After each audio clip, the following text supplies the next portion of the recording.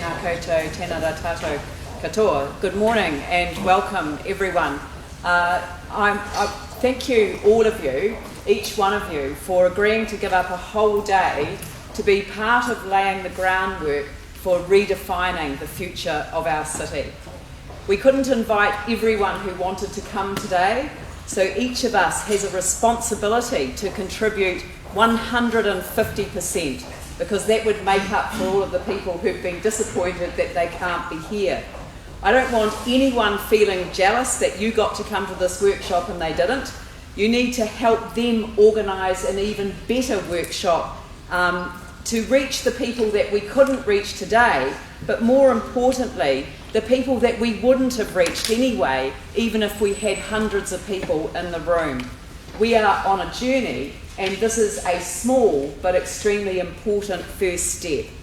I want to thank the DHB first for allowing us to come to Designlab, an environment that allows for everyone to combine their individual knowledge and expertise so that a collective wisdom can emerge. The wisdom of crowds really does work.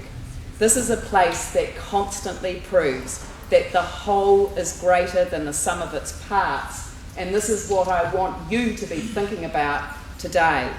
We are at a crossroads as a city. As I said last night at the formal welcome, resilience is not a destination. It is a means by which we can determine our destination, as well as providing us with the means of getting there. I often describe the time since the first earthquake as my journey of discovery. I've learned new words that I didn't know before, like liquefaction and lateral spread. But more importantly, I've learned the true meaning of words like community, leadership, and resilience. A community is not the co-location of houses, that's a suburb. A community is the relationship between the people in those houses, or people with a shared interest, or common culture or identity.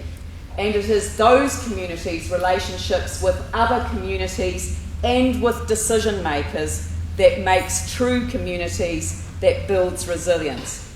Leadership is not a position you hold, it is a mark of character.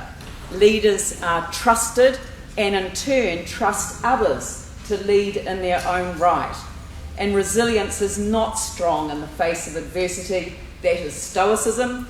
Resilience captures the full range from planning and preparedness through absorbing adversity to recovery, adaptation, and what I think is the most exciting part of all, the capacity to co-create a new normal. The new council, elected by the city nearly 6 months ago, has major challenges to address. But this way of thinking provides an exciting springboard for whatever future we want to co-create for ourselves as a city that will at the very least emerge with the capacity to thrive in the face of adversity. As they would say in Aranui, bring it on. That's what a resilient city looks like to me.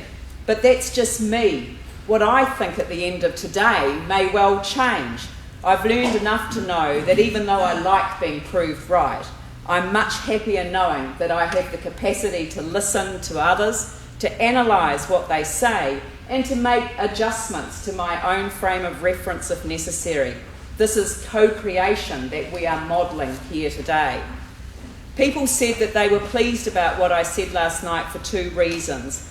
One, the acknowledgement that not everyone is ready to hear about resilience because they are sick of hearing that they are resilient when they are not.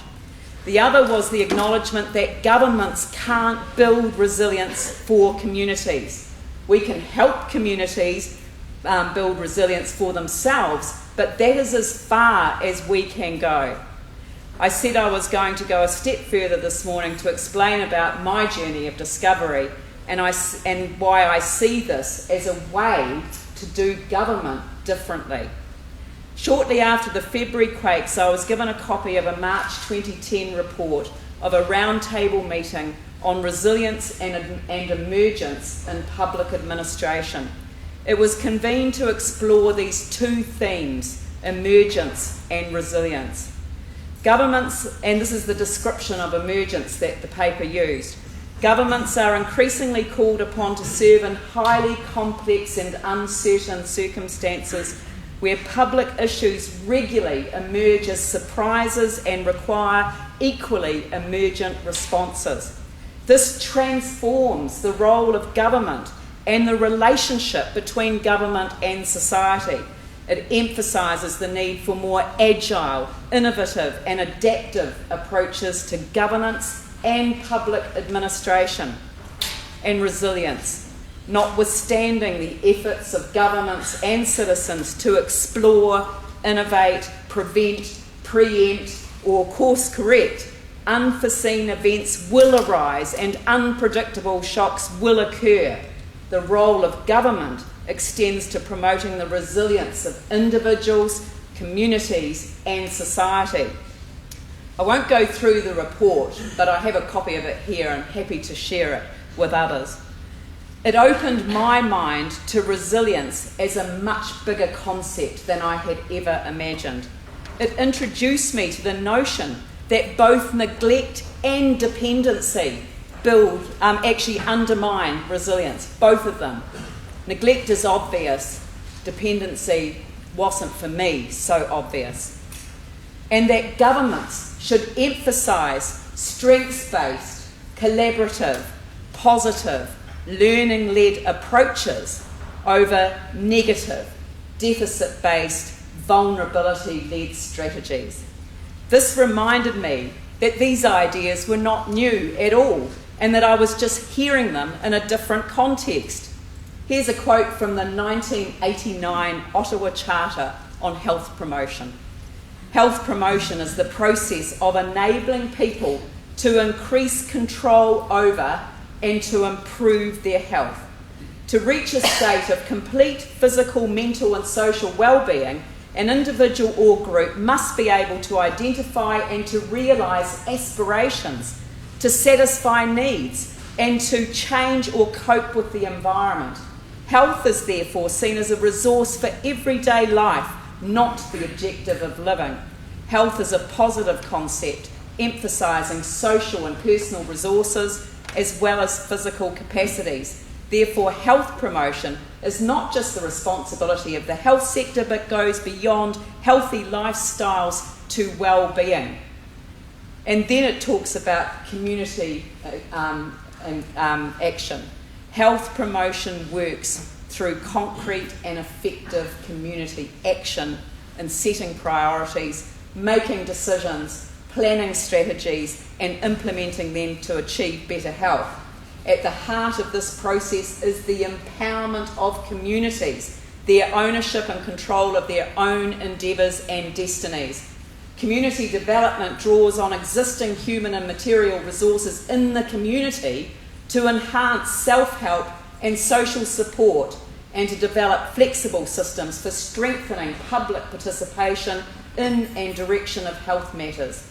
This requires full and continuous access to information, learning opportunities for health, as well as funding support. The French have a nice phrase, plus ça change, plus c'est la même chose. The more things change, the more they stay the same. What was new for me in the round table report was the concept of emergence, the lack of predictability about what the future might hold, the theory around complexity, and the importance of trustful leadership in such environments, externally focused, non-hierarchical, connected with society. I was also introduced to the concept of co-creation. This was completely new to me. At their essence, the two concepts, resilience and emergence, merge to promote a form of partnership between government and society and sees we the people not as communities, not as consumers or as ratepayers or taxpayers, but as engaged citizens actively involved in decision making and becoming more resilient individually and collectively.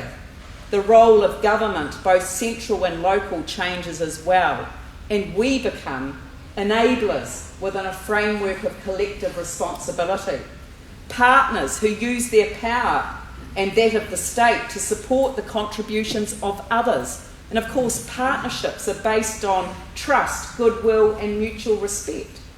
Facilitators who convene citizens and organisations to build communities of purpose. Collaborative actors who work with others to coordinate decisions and to achieve concerted actions. Stewards of the collective interest or the public interest, with the power to intervene and to course correct when the public interest demands it. Leaders to achieve convergence and a common sense of purpose. I can't even remember what the source is for that quote. I tried to find it last night. I think I've read too much. In preparing for today, I discovered in my files a paper entitled Policy Changes Supporting Community Resilience. And it said this: the strategic foundation of all hazards resilience involves engagement with neighbourhood associations, businesses, schools, faith-based community groups, trade groups, fraternal organisations, ethnic centres and other civic-minded organisations that have routine direct ties to local communities. In a real sense, they are the community. Local collective action by, with and for the individuals who live in local areas becomes the leading edge of efforts to protect and sustain the nation. Local collective action by, with and for the locals protects and sustains the nation. And that's the thinking that gets me out of bed every morning. I know that there are many people in our city who are struggling and would see no point in coming to a workshop about resilience. But I know that their lives would be enhanced if the energy they have been forced to dissipate in fighting the system, their insurer, EQC, their council, could be focused on everything they want their city to be. I see imagination, creativity and innovation at work every day in the city. I see the wisdom of age combining with the energy of youth everywhere I look. There is life in vacant spaces, as we now know, in Christchurch, and as Lonely Planet knows, and as the New York Times know as well. We need optimism, self-reliance, and strong partnerships built on trust. We need to unlock the people of this city, their full potential, focused on the future of our city. And we will be a resilient city, but we will also be a place where people want to be because they are leading the life they want to lead. Welcome to today. I hope you understand why you are here. I know why I'm here. Thank you.